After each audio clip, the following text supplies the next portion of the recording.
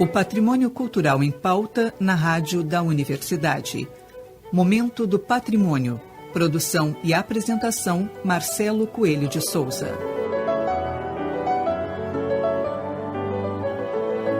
Boa noite, ouvintes. O Momento do Patrimônio de hoje recebe a arquiteta e urbanista do setor de patrimônio histórico da Superintendência de Infraestrutura da URGS, Ana Lúcia Dreyer.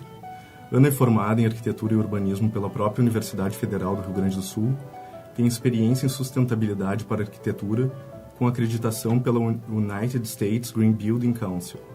O tema do nosso programa será sobre a sua dissertação de mestrado intitulada Infraestrutura Urbana Sustentável aplicada ao Campus do Vale da URGS.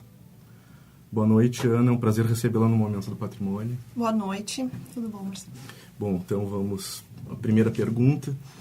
Ana, explica um pouco sobre a tua dissertação de mestrado. Qual exatamente é a tua proposta para o Campus do Vale da URGS? O trabalho de pesquisa que eu estou desenvolvendo é uma proposta de metodologia de aplicação para projetos de infraestrutura urbana com foco na trama verde-azul. O que seria isso? Seria através dessa trama verde-azul, que é o uso de infraestruturas mais sustentáveis, mais naturais, substituir as propostas tradicionais e aplicar isso nos projetos de infraestrutura, com o estudo de caso do Campus do Vale, para promover uma maior resiliência do meio ambiente, uma maior integração entre o que se faz lá de infraestrutura, entre as vias, ciclovias, espaços verdes e a população usuária. Basicamente seria isso.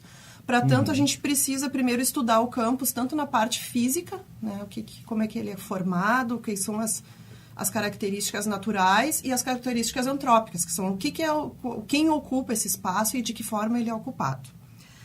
Aí, com o meu trabalho, a intenção é proporcionar a criação de um projeto de trama, né, que seria uma malha de interligação entre espaços verdes, espaços com água e espaços urbanos, que proporcione um maior fluxo de pessoas, de animais, de fauna, de vegetação, enfim, um sistema mais integrado. Uhum. E, Ana, quais são as aplicações práticas de integração da infraestrutura urbana com a natureza do Campus do Vale? Poderia nos dar uns exemplos do que tu criaste? Na verdade, a minha pesquisa, ela seleciona diversos sistemas ou estratégias e técnicas que possam substituir as soluções tradicionais de infraestrutura, que se chama infraestrutura cinza, né, que seriam os canos, drenagem, tubos, conexões, pavimentação, impermeabilização, por sistemas um pouco mais sustentáveis, né?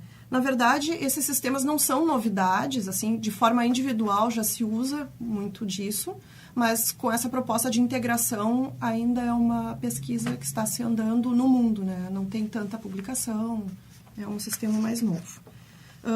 Como exemplo, a gente pode citar várias estratégias, né? Como captação de água da chuva com telhado e uso disso na irrigação, construção de mais praças e playgrounds, que nessas praças e playgrounds não se use tanta pavimentação, mas sim áreas verdes e se consiga com isso uma maior drenagem, né, das águas pluviais, preservação das áreas naturais, utilização de pavimentos permeáveis, plantio de vegetação e espécies que são frutíferas, com isso atrair maior fauna,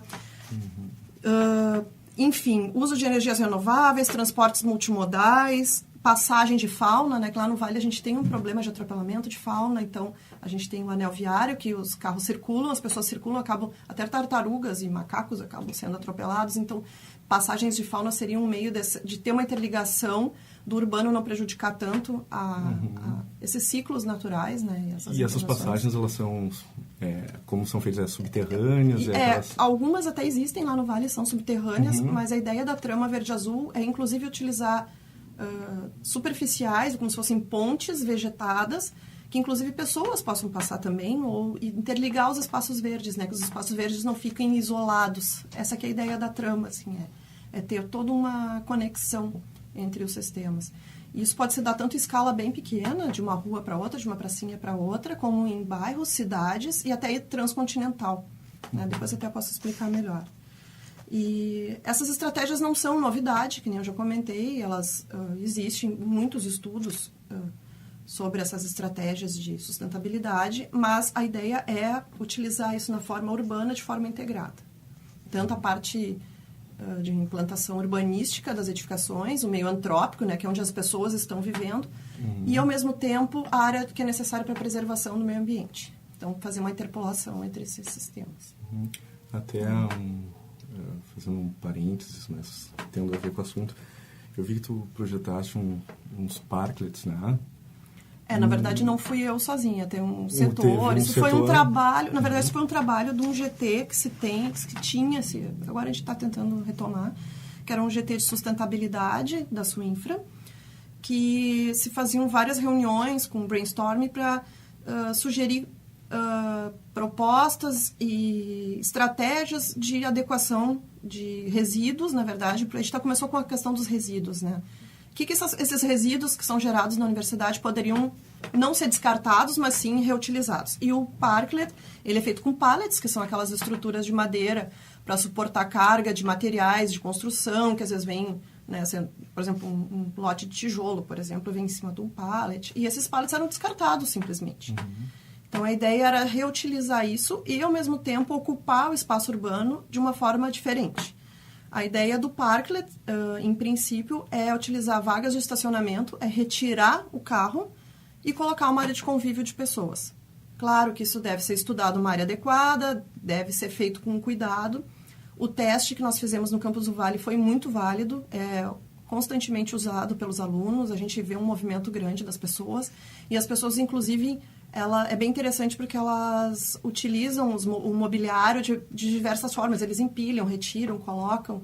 Tem um uso bem interessante. Já aqui no campus do centro não se deu tão bem a estratégia, porque apesar de ser uma zona de bastante circulação de pessoas, não tem uma vegetação que protege, então no verão fica muito quente, muito sol, e tem uma problemática da questão de vagas aqui no centro, então se gerou uma polêmica, né? Mas acho que é justamente o efeito é justamente gerar essa polêmica. A intenção não é só para bonito, não é só para mostrar o que pode ser feito, mas sim gerar discussão. E acho que só com gera-se sim a discussão, né? O quanto o carro é mais importante de ter uma área de convívio. Tem outros lugares? Tem outros lugares, mas talvez esse incômodo, às vezes, gere um pouquinho de...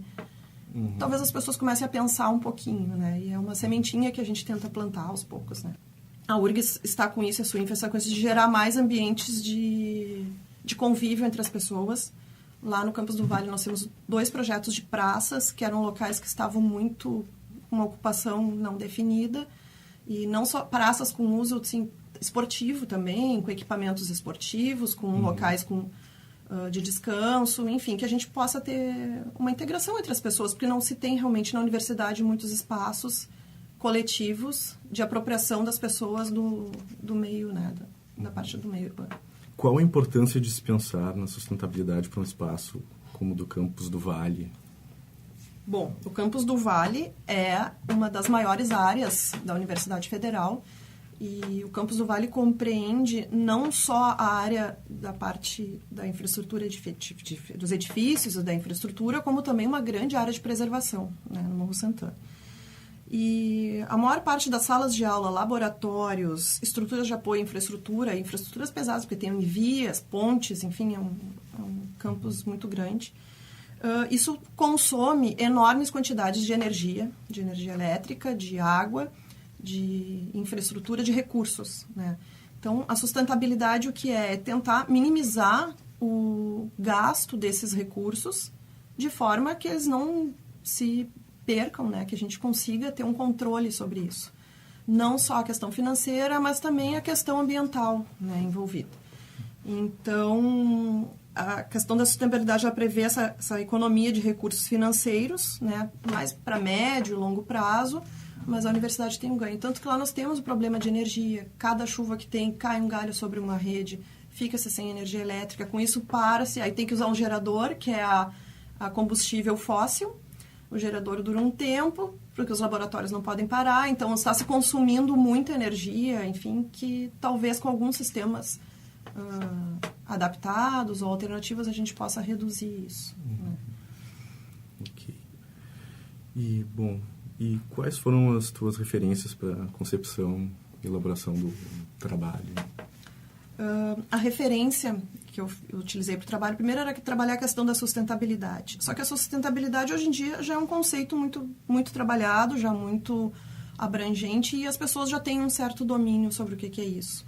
E hoje já se fala mais na resiliência do meio, no meio ambiente, do meio urbano especialmente. O que seria resiliência? É a cada problemática que se tem por algum evento de catástrofe natural ou alguma ocupação, que se consiga retomar ao estado anterior de equilíbrio do meio, né? Não necessariamente que isso tenha que ser o mesmo que era antes, mas que se volte a algo de forma saudável, né? Por exemplo, é tentar evitar um desmoronamento de terra, é tentar fazer com que não hajam tantas enchentes, tantas inundações.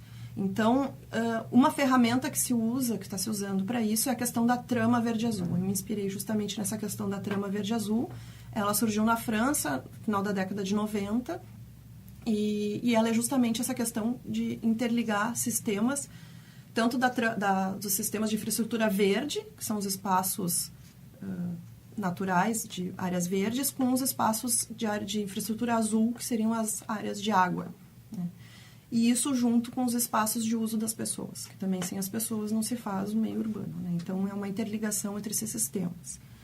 Ela, na verdade, integra estratégias em várias escalas, né? Que nem eu comentei anteriormente, desde pequenas hortas, essas hortinhas vão ter uma abelha, que daí ela vai até a praça do lado, da praça do lado ela está interligada com o corredor verde, e assim se forma uma conexão, né? É não isolar tanto os sistemas, não deixar tudo tão pavimentado, tudo tão isolado.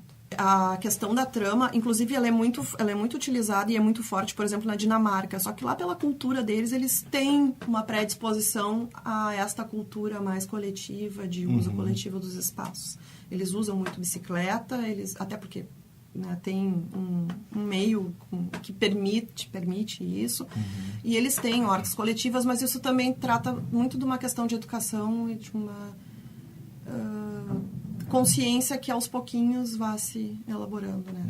Mas na URGS, a minha pesquisa, eu estou fazendo um trabalho amplo agora com os critérios e, por exemplo, essa questão da horta urbana dentro da universidade tem se apontado como difícil de ser executado, de operacionalizar, justamente por conta da manutenção e também, se for totalmente coletivo, as pessoas, infelizmente, ainda não estão, vamos dizer, prontas para isso. Mas pode se colocar em discussão. Se criar consciência. Exato. Bom, Ana, muito obrigado pela presença. De nada. Uma boa noite e semana que vem a gente continua. Obrigada.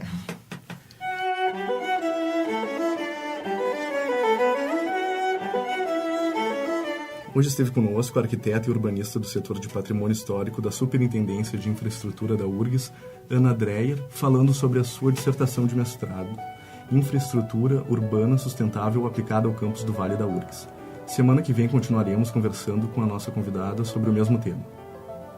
O Momento do Patrimônio é produzido pelo setor de patrimônio histórico da Superintendência de Infraestrutura. O SPH coordena o projeto Resgate do Patrimônio Histórico e Cultural da URGS, que é responsável pela restauração, manutenção e pela adaptação às demandas contemporâneas do conjunto edificado da universidade. O projeto de acessibilidade do prédio da rádio da universidade está em fase de captação de recursos pela Lei Federal de Incentivo à Cultura. Para saber como contribuir, acesse o nosso site urgs.br/patrimônio histórico. Este programa teve produção e apresentação de Marcelo Coelho de Souza, gravações e mesa de áudio de Jefferson Gomes.